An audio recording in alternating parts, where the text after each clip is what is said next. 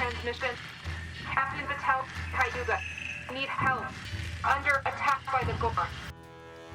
Coming up, a rescue mission puts the crew of the Enterprise in the crosshairs of the Gorn.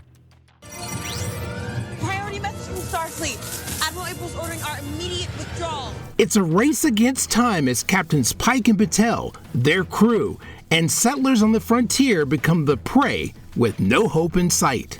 You're not Gorn. Obviously. You shouldn't have walked into my Gorn trap then. All this and more, plus an original series fan favorite surprise appearance. Coming up on the Strange New Worlds season finale edition of Energize.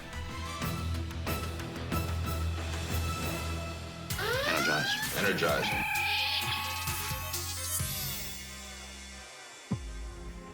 We're boldly going into the uncharted regions of the Star Trek universe before Captain Kirk.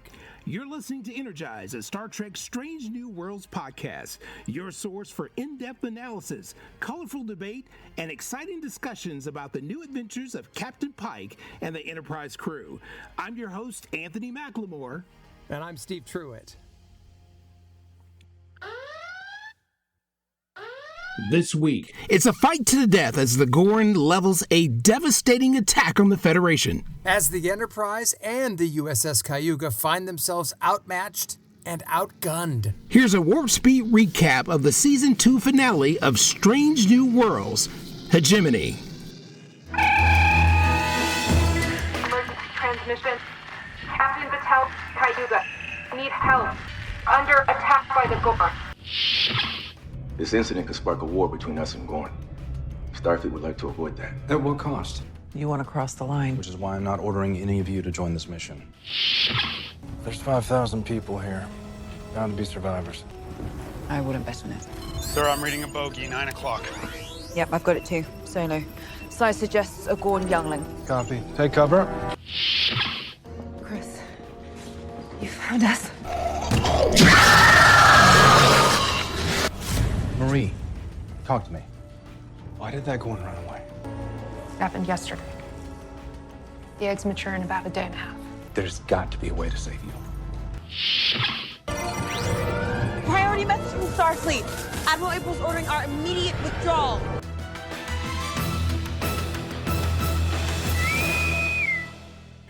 All right, Steve, so this is the episode that we've all been waiting for. There's been a build-up since episode 1 when the admirals mentioned the Gorn and what's on the horizon, and a carryover from season 1. So here we are, the Gorn episode that we've all been waiting for. Right, and I'm stoked. I am too, and look, we knew this was coming. They've teased it all season. I don't think it would have hurt to have us see a little more Gorn during the season. I think they kind of threw all their eggs in the basket at the end. But it was so worth it. I mean, my God, what an episode. Oh, yeah, absolutely. And I'm with you. I think we've both discussed how they've laid out their episodes this season, and I don't think it was as smooth as the previous. Yeah. They've been great episodes, but they kind of like tucked them away and tucked them back. I think all episodes were great this season. They may have just suffered from a poor shuffle of the deck. Yeah, and it makes all the difference. There has to be an ebb and flow.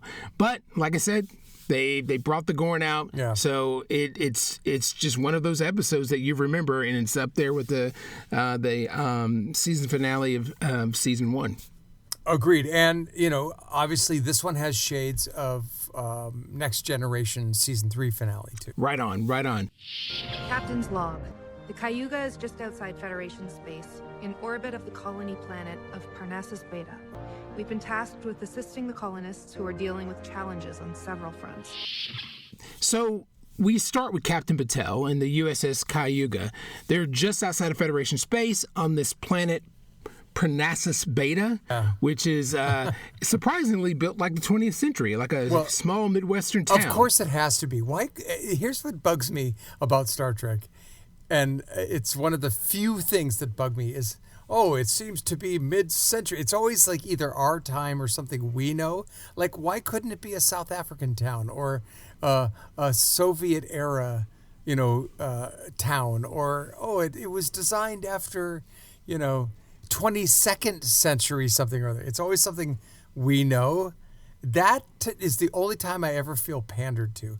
It also makes me think it's just because they don't have enough money to build different sets. Well, actually, going back to Anthony and his budgets, yeah, that's actually the case. That's it. So you hit the nail on the head. We got this thing. Yeah, we just shot a Western last week. That episode that won't be named. Yeah, let's set Star Trek during the Western because we just shot it last week. And why waste sets? Exactly. So the Cayuga is there to help with vaccinations and assistance with agriculture. And, here we are. We have Nurse Chapel, who I guess is hitching a ride to her fellowship with Dr. Corbin. Yeah, and that makes perfect sense because we need to get her in peril and we need to keep her on the show. She didn't just take off. She's kind of using Parnassus Beta as a leaping point, or she's hitched a ride with Cayuga to get to Corbin. And she's like, okay, my work is done here. I'm great. Thanks for the ride. I'm going to go back up and, just kind of wrap things up and head off. Yeah. Now, here's the thing, and this seems to always happen in Star Trek. There's always some settlement or establishment outside the Federation lines. I'm just like, okay, has everyone learned their lesson? Don't be outside the border. You don't be on the frontier. Yeah. I mean, I even tell my kids, listen, you can stay in the neighborhood, you can ride your bikes, walk around, but, stay within the 3-block perimeter that we've established. You go outside of that, I don't know what's going to happen. And you're right. Exactly. I would never volunteer to be out on the frontier outside of Federation space. It needs to be sanctioned. Yeah, but without that, we, of course, wouldn't have an episode. So there's the rub. Touché. Hello there, Captain. What do I owe the pleasure of this call? Do I need a reason to call?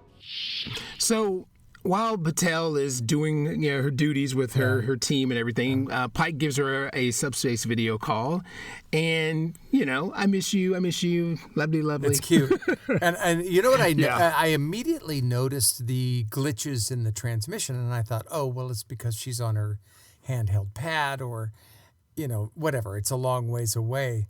But that was absolutely on purpose. Yeah, a definite foreshadowing of things to come. Yeah. And so she talks to her security officer and says that, my communications dropped. Can you check on that? And there's no luck. He's not being able to raise the ship. Yeah. And then we look up in the sky and we see the smoking shuttle streaking across the sky heading for a crash. Right. And that's dramatic enough. But then everybody turns and looks into the sky, and this giant thing is entering the atmosphere, poking through this ominous cloud. I mean, it was obviously a clear send up to Independence Day, and other movies that have done that. I think War of the Worlds with Tom Cruise did it too. Oh, absolutely. I just immediately thought Independence Day when it came out of the clouds. Yeah, for sure. Oh, yeah, because let's see, what was the deal? Will Smith was talking, and then finally, it might have been Vivica Fox. He goes out to get the paper. Yeah, he's staring, and Vivica Fox is talking. Yeah, and everybody, they're talking to each other, and everyone's looking. He's like, what's going on? Like, he doesn't notice it at all. Then he looks up, and then just there it is. Yeah, I never bought that scene, by the way. Oh, yeah, totally. But then it was like, come on, if everybody's looking, you're in the military. Dude, you would have been looking up first. I know you want to get the paper, but you don't look into the sky. You've got a beautiful view of downtown, which no one gets in L.A., and you're not looking there first? Come on. Yeah, that was a trip. But the thing about it was I felt it. When the ship came through the clouds. I mean, I was like, OMG, this is terrible. It's on. And it's another example where the score really helps. It was a very ominous score, very terrifying. It really helped the scene. Oh, absolutely. To any Federation vessels in range, emergency transmission. Captain Batel, Cayuga, need help. Immediate evacuation. Under attack, Gorn. Repeat. Under attack by the Gorn. The next thing we see is we're back on the bridge of the Enterprise, and so Uhura receives this distress call from the Cayuga, and they're requesting assistance and an immediate evacuation. So they are under attack, and I just immediately the weight on everyone's shoulders. I mean, everyone's faces. It was just because you just know. And, we just went through 2 really fun episodes. And they're like, you know what? Space is kind of fun. Wah, wah. Hang on. We got to go to work. Yeah, it was definitely a slap in the face. And it was definitely scary. The thing that's interesting here, and we see this a lot with admirals and Starfleet, is they'll often tell a captain, don't do this. Don't go here. Don't try this. They're saying, April gets on the line with Pike and he's like, Parnassus Beta is outside Federation space. We don't need a war with the Gorn. And we don't even understand them. The Federation's at a dangerous point in our relationship with the Gorn Hegemony. This incident could spark a war between us and Gorn. Starfleet would like to avoid that. At what cost? The thing that's confusing me is, how do the Gorn even establish lines of territory? They're like the aliens. They're creatures. We don't even speak their language. How is it that they're like, oh, well, here's the line? Like, I'm shocked they're not just, pouring into Federation space. What is this line business? I'm confused by that. It's a good question, but we don't know everything there is to know about the Gorn. We don't know their hierarchy. We don't know how they operate. Based on last season, they implant their young and they hatch out, and then then the hatchlings go after each other. And so, I'm trying to figure out how they were even able to establish a society. How they sentient warp technology and communications and all that. Yeah. Oh yeah, so that's still confusing to me, and I want to know how all that plays out. But yeah, I mean, it reeked of bureaucracy. I mean, you guys have been, Admiral April saying that kind of threw me, because I'm just like, wait a minute, you guys have been preparing for what's to come, and then you're going to be like, well, we don't want to start a conflict. Dude, these dudes are killers. what are you talking about? There's a reason. There's a reason why, and I want to know. Yeah. So I really did see the look on Pike's face. I mean, he was just dejected. Yep. Well, because, his girlfriend is there. And he's basically asking, can I please go rescue the love of my life? And April's like, no, because we're scared. And he's in a terrible position. Very. And so, I think April said that they could only do recon only. Right. At best. Hang on the border, look around, do not engage. Don't rescue. Yeah, and that's essentially leaving a ship behind. And that threw me too. That is strange. That's like, we don't leave men behind. Usually it's a rescue mission. Get in there, get your men out or your women out or your soldiers out. Yeah, I mean, very strange. That was really strange, because April was like, well, they're not, they're outside the Federation, but your ship is there. Yeah. I think that would be enough to go to do the trick. I think we need to go rescue a whole freaking starship. You're just going to leave it be? So and that bothered me. I also thought it was for a reason. I guess we'll find out, but I don't know. Yeah. I guess something's up. There's more. There's definitely more at play. Yeah. Yellow alert. Bring us around to the far side of the moon slowly, Erica. Aye, Captain.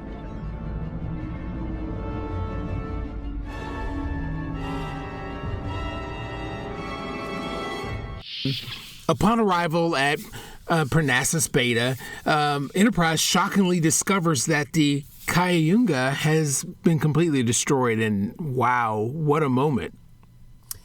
I've never seen anything like this other than the Nero's ship in the Abramsverse 2009 Star Trek, where, multiple ships were destroyed. I guess we saw a little bit of this in Wolf 359, but this was like, I love, you'd said this before, they save money, for the end, for the last episode. They obviously spent money on the graphics here. The detail of this carved up ship was nothing short of brilliant. You could see it was multiple amazing decks, and oh my God, it was incredible. I loved it. I loved it. And it really, put a exclamation point on the moment because you could really see the gravity of what just happened. I mean, they got obliterated. Yep. No assumptions here. Spot, scan for life signs and escape pods. We don't know what happened to that crew. My scans are not functioning. Communications, too. And then just looking at the hull, it looked like it had taken a beating, like somebody took a hammer and beat down the metal. It's all bent and warped, and just great job on the graphics team. And so I was all in at that point. I was like, whoa, I wasn't expecting that. I wasn't expecting that ship to just be completely obliterated in the way that it was. And you could just, and then once again, the look on everyone's faces on the bridge really spoke to the moment. Everybody just kind of dropped solemnly. And Pike, true to the leader he is like, all right, we're not going to make any assumptions here. Let's see if someone's still alive. But of course, nothing's working. And this is because this Gorn, these creatures with these giant fingers, somehow figure out how to scramble signals.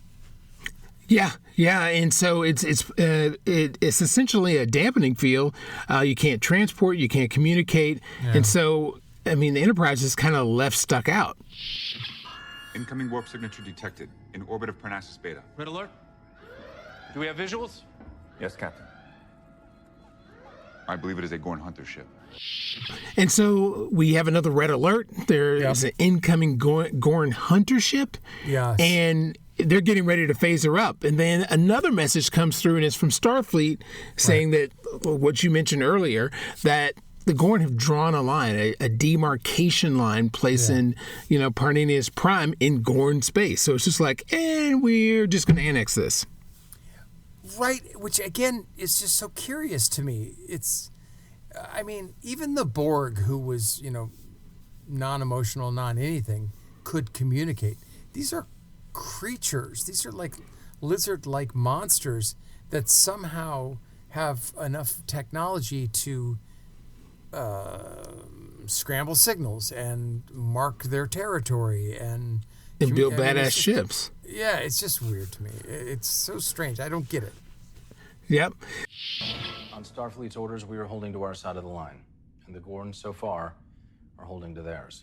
You want to cross the line. Which is why I'm not ordering any of you to join this mission.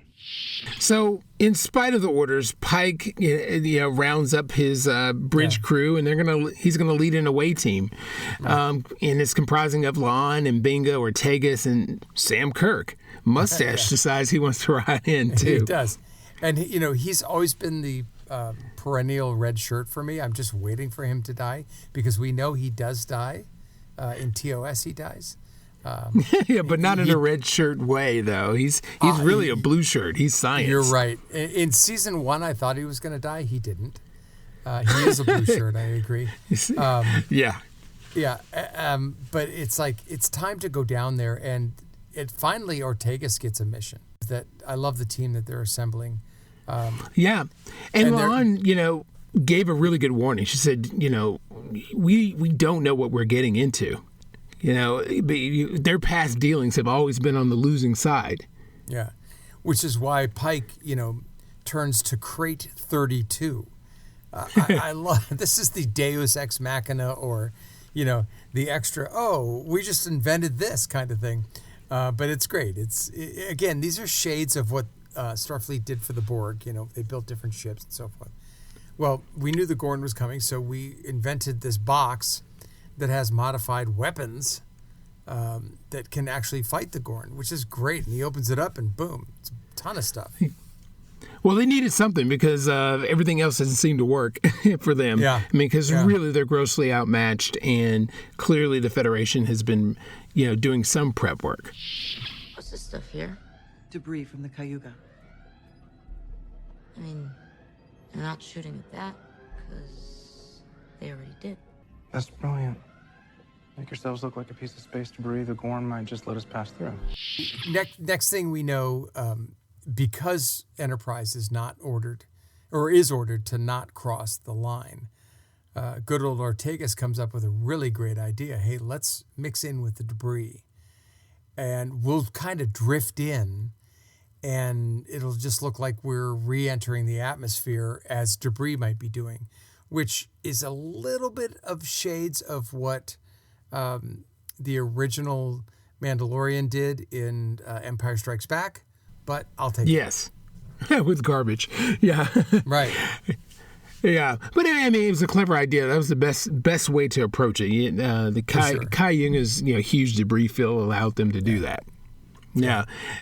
And it was a trip with them entering the atmosphere. It was just like, you would eventually pass out, I would think. I think so with all that G, but what I loved was everybody was scared except La'an and Ortegas. And those are the two people that I would think wouldn't let the fear get to them. La'an, because she's like, I'm going to just go kick these motherfuckers because I hate them. And Ortegas is like, I've been waiting for this for a long time. Let's go down there. Oh, yeah. She was grinning the whole trip down. Yep. Part of the grinning to me seemed like she was also feeling the G-forces. It didn't necessarily seem 100% like joy. I felt like she was also like, but like, let's go get him. Probably so. But it was interesting in the free fall. And so everybody is completely worried. And I was just like, okay, you need to pull up before you smash up. Yep. And we've seen that a million times that, you disappear behind the trees, you come up, it's fine. Yeah. And what was really nice was when we went back up to the ship and Spock is desperately, looking for Nurse Chapel or any signs of life in the wreckage. Still trying to scan for life signs? Spock, I don't think anyone's alive over there. Spectrometric analysis suggests there are still pockets of oxygen on board. It is possible someone could have survived. And it was a really good moment between Spock and Una. And a very raw moment. And what I loved about that is he was honest and she was like, listen, it's not your fault. And this is a conversation that every human being has had with another human being. Someone expresses regret, remorse, vulnerability, and the other person's like, hey, man, come on. It's not your fault. And it was nice. And I love what they're doing with Spock this season. I never thought I'd like an emotional Spock, but I think we both know, based on Boimler's bullshit 2 weeks ago, he becomes the Spock we know. And so working these emotions out, I love watching it. It left a lot of room. Because we know where Spock is, like you said, but how did we get there? He is half human. And so I've really enjoyed it this season, and I really felt for him. I mean, we all, like you said, we all go through these things in our own personal lives, especially leaving things unsaid and something devastating happens. So it was very relatable. There's 5,000 people here, bound to be survivors. I wouldn't bet on it. Sir, I'm reading a bogey, 9 o'clock. Yep, I've got it too. Solo. Size suggests a Gorn youngling. Copy. Take cover. So we get back to Pike and the Wade team, and they're looking for survivors, and they quickly have to take cover because, of course, there's Gorn everywhere, and their younglings running around hungry. Yeah, and it's always interesting to me that, like, younglings, like, where's the... I always thought Gorn were more like Borg, where they were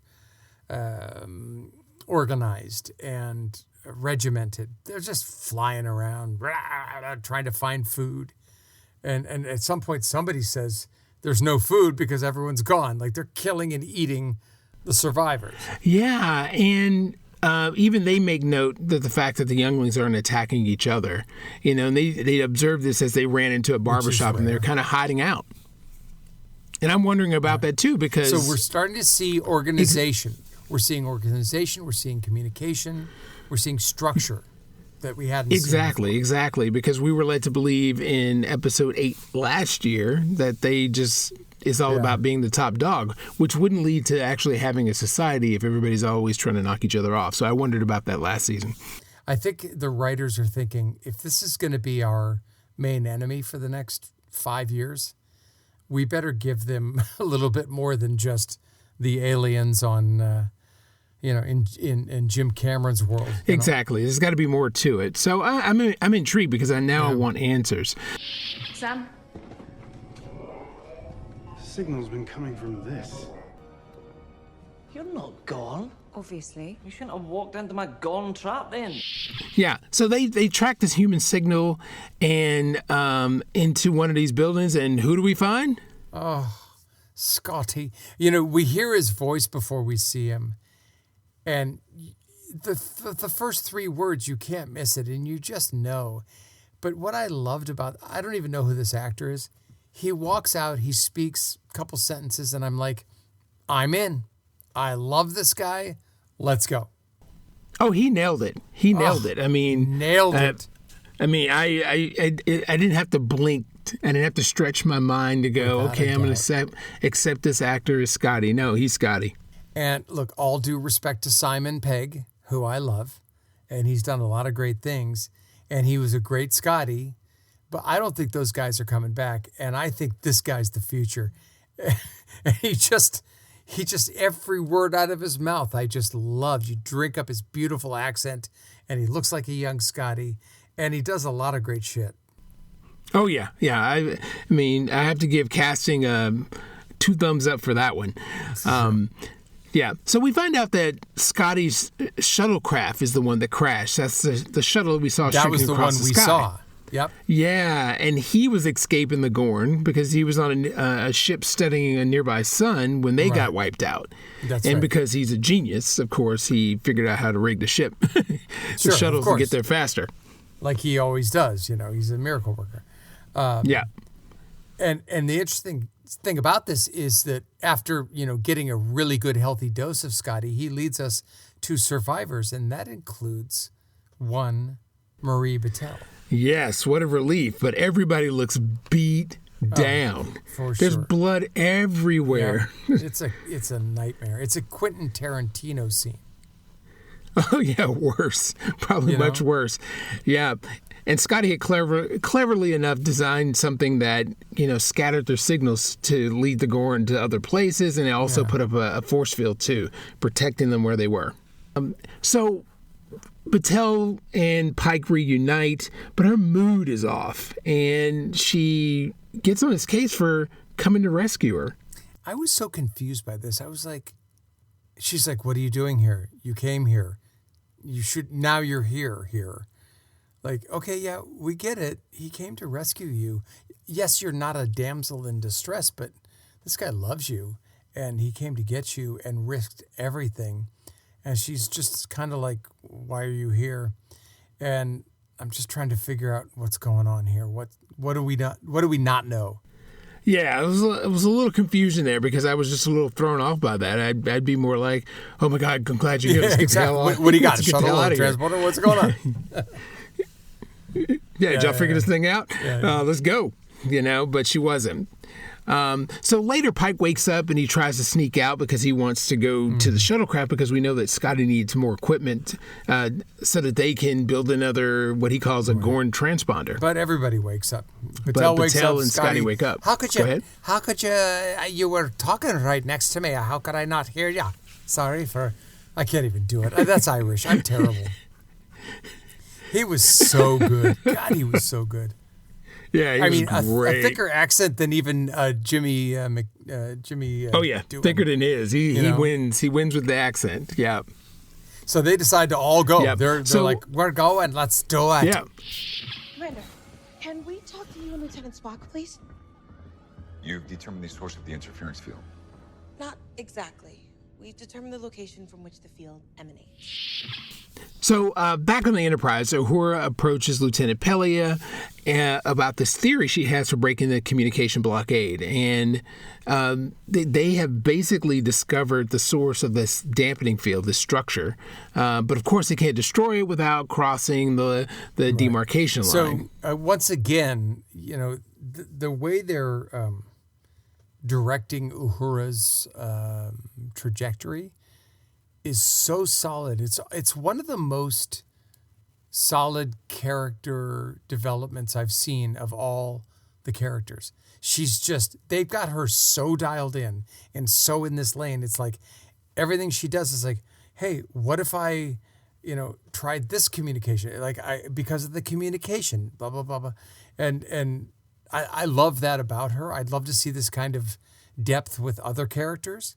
But she figures it out. Let's take out this damn tower, but there's only one way to do it. Yeah, and it was a brilliant idea. I mean, there's a big half of the saucer section that we could throw down there and knock it out if we just guide it with rockets and things like that and do it subtly so that the Gorn doesn't, pick up on it. And I thought that was a brilliant plan. Again, I like it. Yeah, make it look like debris. It's what they're doing here is they're using gravity, which is brilliant. Once again, science wins. Yes, science does win. Thank you to all the nerds out there. You have helped us out here. Yes. Yeah. And thank you, Sir Isaac Newton. Definitely. Warning. Oxygen will soon reach critical levels. Power restored. Life support will remain functional for 1 hour. No. Okay. Yeah, we can move it. So, we cut to the Cayunga, and lo and behold, Chapel is alive. She's waking up, and that section of the ship still has an air pocket, as Spock, alluded to, that there may be air pockets still, and people might still be alive. And so she is, and she makes her way through makes her way through that section of the ship and gives herself another hour's worth of air. And so she sees the Enterprise, but she's trapped behind glass.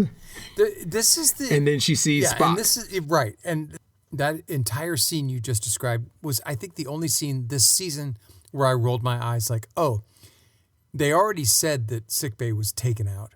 She happens to be in the one pocket that still has force fields in place, oxygen, and, by the way, gravity. And she gets herself into the only suit that's there. No one else is alive, apparently. And of all the things she could see, she sees Spock. I just felt that was just one of those weird bridges, like, let's just get to this next thing. And I would 100% agree with you. It was disappointing to me. Yeah. I mean, the thing about it, what would have made that scene work is if there had been at least a couple other people that were still alive. At the very least, that would have been good. How about they're all in spacesuits that they donned to stay alive. There is no gravity. There is no oxygen. They've kind of Velcroed themselves to the edge. And the suits are saying 2% left, 2% left. And that's when Spock comes in and finds them. Yeah. That would have been, to me, much more understandable. I didn't appreciate that it was like, hey, I'm the only survivor. I'm in the only place that made it. If there's one air pocket, there's two. I had two. to survive because I'm Christine Chapel. Yeah, right. And it's not just an air pocket, dude. Think about this. It's force fields and gravity. That's a lot. That's a lot for one section that she happened to be in. I'm not even gonna debate you on that because it did cross my mind. Yeah, that's a lot for one section that she just happened to be in. So I rolled my eyes. Sorry. But so Spock's out there. He's placing all these rockets in the right places so they can guide the bits, the leftovers of the saucer section, and then in a very Aliens moment, Spock. You see this tail drop down. I'm just like, oh my god! But I loved it though. I don't mind nods to other things if it's done well, and I thought that was done well. I thought it was done very well. I think the way they're portraying the Gorn, they never really show them. They're always dark. They're always quickly moving. This is the first time we kind of really get the full visual of this Gorn. It grabs him by the throat. I would think it would have just ripped his head off, given the way the Gorn is. I'm always confused by why I love that our heroes survive. They should. But I'm always confused by, hey, if this is a bloodthirsty species, why didn't it rip Spock's head off? Is it because he's stronger? I didn't go that far. They were in a zero-G environment because it was zero-G on the bridge. Yep. Yeah. And so, I was just like, okay. And then remember, this Gorn was trying to get information from the computer system. Right. Yes, I do remember that. Yep, you're right. I think you're right. They're smarter than what we realize. Maybe it wanted information from Spock, and there's just no communication. Yeah, and I was glad to see that they had spacesuits too. They're not some, super lizards that can, live in the vacuum of space. They can survive. Yes. Yeah. Yes. And so they get into it, and Chapel shoots him, and then Spock, breaks his shield on his face. Yeah, that was great. He stabs that thing right down, and off he goes, and they're just like, hi, and he's like, hey, I just wanted to say, and she's like, we'll talk about this later. Don't worry, let's just get the hell out of here. And there's just that gorgeous, gorgeous scene. I just love what they're doing with the graphics. They float out of this doomed saucer section that is already hurtling toward Earth, and it was just absolutely stunning to watch. I loved it. Yeah, it was the best. It was the best. I mean, it was just beautiful to watch. It was 100% believable because they were going through the hole in the top of the bridge, Yeah, and it was magnificent. And so, well, things are going to take a bad turn here. Marie, talk to me. Why did that Gorn run away? It happened yesterday. The eggs mature in about a day and a half. There's got to be a way to save you. So Pike, Batel, and Scotty arrive at Scotty's crashed shuttle to get the equipment when a Gorn youngling comes aboard and is about to, what I would think, shred him to pieces. So I will admit to you, I never look at advanced teasers, but I did. And I saw the scene where this Gorn goes face to face with Batel. I may have mentioned it in last week's episode. And I thought there's a communication between the two of them. Gorn don't stop and stare at humans. They destroy and eat them. And then he just takes off. And I was waiting to see what would happen, and what did happen was what I thought would happen. And there was a reason. Oh yeah, I mean the moment it ran off, I knew exactly what that meant. I mean, it's just like aliens. She's infected. And she shows it. Yep. And I was just like, oh no, because in my first thought when we knew that the Gorn attacked, I was like, somebody's going to die. Yeah. Somebody we love is going to die. Yeah, I thought it would be again. I thought it was Sam Kirk. But I was wrong. Oh my gosh. You really want Sam Kirk? I don't want him to. I just think, look, in the original series, he dies. Mustache and all. And I'm just waiting to see when he dies. No, she's infected. She's got it on her left arm. So I'm thinking, okay, she's got this, she's got the phage. She's been infected. Just cut the arm off. We can grow it back later. I don't know. Whatever. Well, I mean, remember though, in season 8 when we first dealt with the Gorn at that other crash ship, it didn't even come from the arm; it came from the chest. Well, now we're starting to realize why she's been so apoplectic. Why has she been so distant with Pike? It's because she already knew she was infected, and it's like, hey, man. Why'd you come here? I was going to die. I'm ready to die. I know I'm going to die. Yeah, which makes me suspect everybody that was in that huddle, or a big chunk of them, might be infected too. Yes, right. They have been held, they didn't escape. They have been held hostage. Now I'm thinking, is that the case with Scotty? What the hell's going on? Oh my God, terrifying. Oh yeah, the prospects are really, really bad, and I wouldn't want to be beaming all these people aboard the ship because we've been down this road before. I hope that they have their scanners available to know, tweaked so that we can find out if they're carriers. Yeah, that would be nice. Probably not. No time to waste, Chris. I don't know how much time we have before the Gorn react. I need you to track the colonists and beam them up. They're in a building 2 clicks south by southwest. What about you? 3 to beam up directly to sickbay. We'll need a med team. So Spock and Chapel are beamed aboard. We see the settlers beam out. And then Pike and La'an... Oh, no. Got it wrong. So Pike and Scotty and Batel beam aboard, but there are no settlers. Why? Well, it's only one thing. They took their incubators and brought them aboard the Gorn ship. Exactly. So we find out while Pike is saving his girlfriend, and Spock is saving his girlfriend. Apparently, the only 2 survivors, right, that are ever going to make it, which bugs me a little. All the rest of the survivors are beamed onto the Gorn ship via Gorn transporters, and that's a very chilling moment for me. I'm like, man, these Gorn, they mean business, and that tells me, too, that they are infected because they kill humans. Well, part of that group is Mbinga, La'an, and Ortegas, too. Yes, right. I think they're infected. No, they couldn't have been infected. They arrived with Pike and company. But if they've been beamed to the well, they will become infected. That's what okay. Sorry, time's weird. I think they're going to be. I think they're done for. They're toast. They're on board the ship. They're not prisoners. They're incubators. That's what I think. Yes, unless the smart ones, interrogate him, find some way to interrogate him from information. That's a possibility. Who knows what they're going to do? So it's hit the fan. It's really hit the fan. The Enterprise comes under attack, and and I mean, I'm just like, oh my God, this is terrible. Priority message from Starfleet. Admiral April's ordering our immediate withdrawal. Sir, do I respond? Captain. Orders, Captain.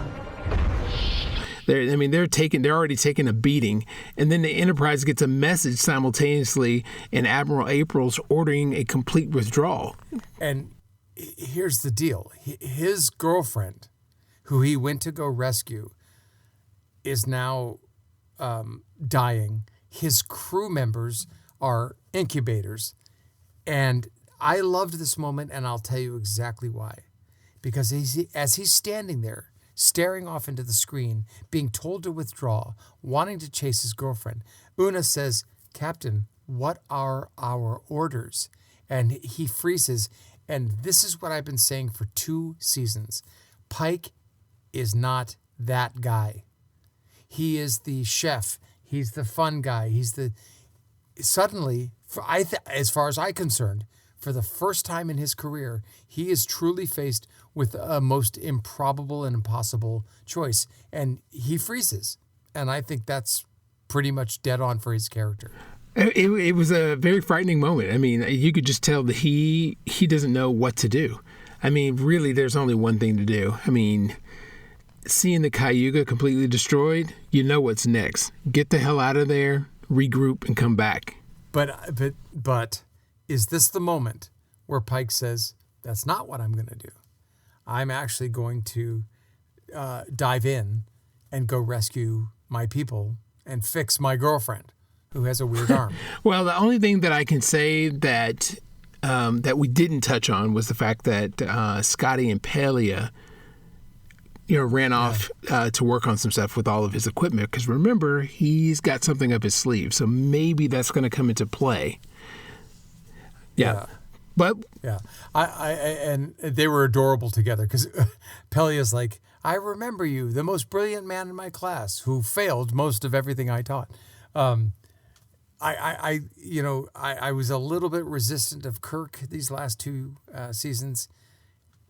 Having Scotty show up, it's very clear to me, and maybe to you too, they are starting to build TOS.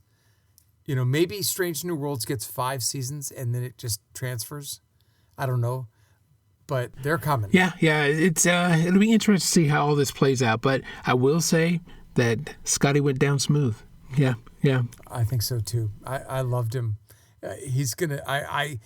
Unlike Kirk, who I've had enough of. Once in a while is great. I want to see Scotty all the time. I loved him. He was so great. Yeah. But this is where we end. We end with Pike standing there, indecisive, and not knowing exactly what's the right move. And it was a perfect way to end it. Yeah, and I think what they did here was they gave us shades of Riker at TNG season 3 finale, where Picard's off with the Borg, and it's like, what do I do? And he says, Mr. Worf, fire. In this case, we've got less of a decisive cowboy kind of person and more of a chill guy who's like, I don't know what to do. And as far as cliffhangers go, I'm fine. Oh yeah. I can't wait to see how they get out of this. So, I am all in. I am all in. We'll find. It might be a while because the writers have struck, and I don't know if they started writing season 3. I know they cleared it, but it might be a long time before we see this. Good point. Well, we can only hope that the writers strike and end soon. They can come to an agreement, and everybody gets their just due.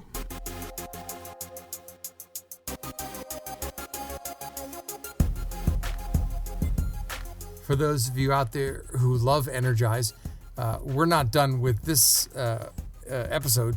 We've got a couple little tricks up our sleeve. One of them is we're going to be doing the 6 degrees of Star Trek coming up. So that's a bit of a surprise. Even Anthony doesn't know what it is completely yet, but we're going to do it. Absolutely. Right, Looking forward to it. So, Steve, this was another solid season, for the second run of Strange New Worlds. I mean, I really enjoyed it. While I disagree with the how they laid out the episodes, they still did a lot of great episodes. I love the crossover episode. You love the musical, and I endorse that. Well, okay. I love the idea of the musical. I thought that the execution of it needed better lyrics. I was disappointed with the on-the-nose lyrics, but yes, other than that, I did love it. Yeah, and I agree. I think it was a very good second season for any show. We've got a built-in fan base, but what's happening here with Strange New Worlds is something they haven't done for a long time, and that is just keep feeding us a ton of red meat that we absolutely love, we recognize, and we just chew up. It's been a great season, and I'm okay with the order of it. I think it's fine. I'm very grateful to what they've done for their fans. It's been wonderful. Yeah, great season. I'm looking forward to the next one. I'm going to be on pins and needles to find out, what happens on the other side. Well, clearly they've already shot the second part of this because that's how they do them. Yeah, that's right. If anything, so they at least know that. If the strike never ends, we can at least air this episode as a one-off in the second part. Hey, by the way, if anyone's listening, I'm not union. I'll write the episodes. I know exactly what you need. So, hit me up, everybody. There you go. Well, that concludes this episode of Energize, a Star Trek Strange New Worlds podcast, and concludes this season's minus our bonus episodes. Yes, so we'll be doing episodes. Stay tuned. Please stay on this website, which is www.energizepodcasts.com. Or wherever you get your podcasts. We'll be doing some extra fill-in podcasts like the 6 Degrees of Star Trek and other stuff coming up soon. Well, everyone, thanks for listening this season. We just completed season 4 of Energize. I can't believe it. Yeah, we can't believe we it. did That it was so fast. Yes, and we really enjoy it. Steve and I really appreciate each and every one of you listening, and thanks for supporting this podcast. Yeah, we love you. You're Anthony McLemore. And you're Steve Truitt. That's true. And for everyone out there, please live long and prosper. We'll see you in the next season.